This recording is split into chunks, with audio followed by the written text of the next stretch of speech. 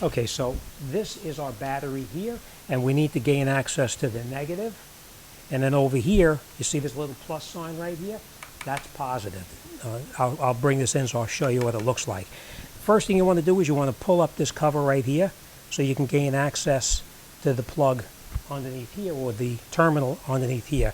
Now you can see it's a tight squeeze. We're not going to be able to get in there too good, so we're going to take this cover off. You just push this little tab in here, lift it, and you can take this cover totally off. This is the tab right here. You push it in and you lift this up and off. We're going to put it here for safekeeping.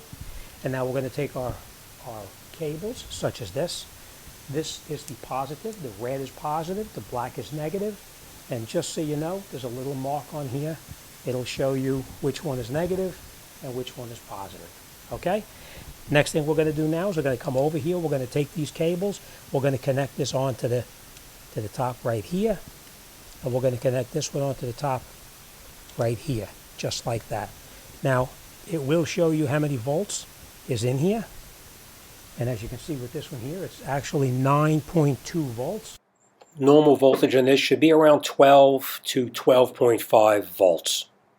Okay, next thing we're going to do is we're going to take our booster pack and we're going to look around for a small little compartment, which is, in this particular case, it's right here. We're going to lift this up here, and this is where your booster cables plug into. Now there's only one way they can go in. You can see one has like a square cutout on it. A square cutout there.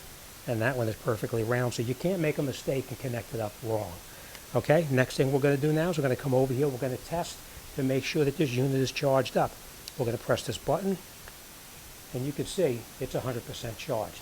It's a good idea every 3 months to make sure you charge your booster pack, so when you need it, you have it. All right, we're going to lift this cover off like this.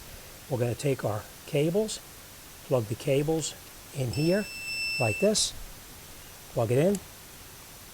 Okay, and now you can see it's 15.3 volts right here. Okay, so now we're going to go in the vehicle and we're going to start the vehicle up.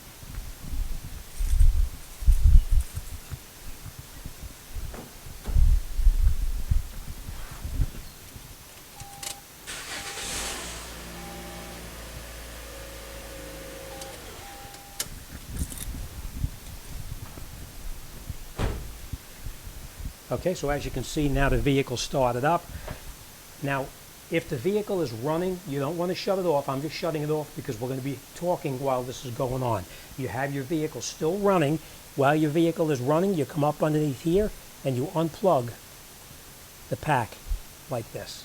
Okay, and then once you have this unplugged, hold it with your hand, take the cable off here and the cable off there, and now you're able to take the vehicle to get the battery, to replace the battery, or whatever you need to do.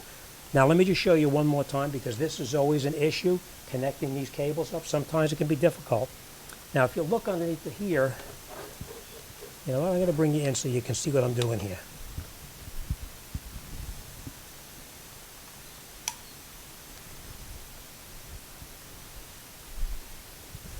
You see right here, these cables, it's very difficult to connect the cable on there because the battery is right here.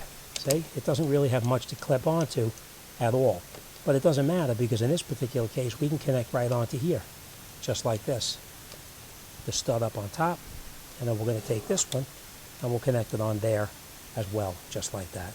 Okay, so if you can't connect this onto the stud, which is right here, and it doesn't stay on, then you can connect it up on top.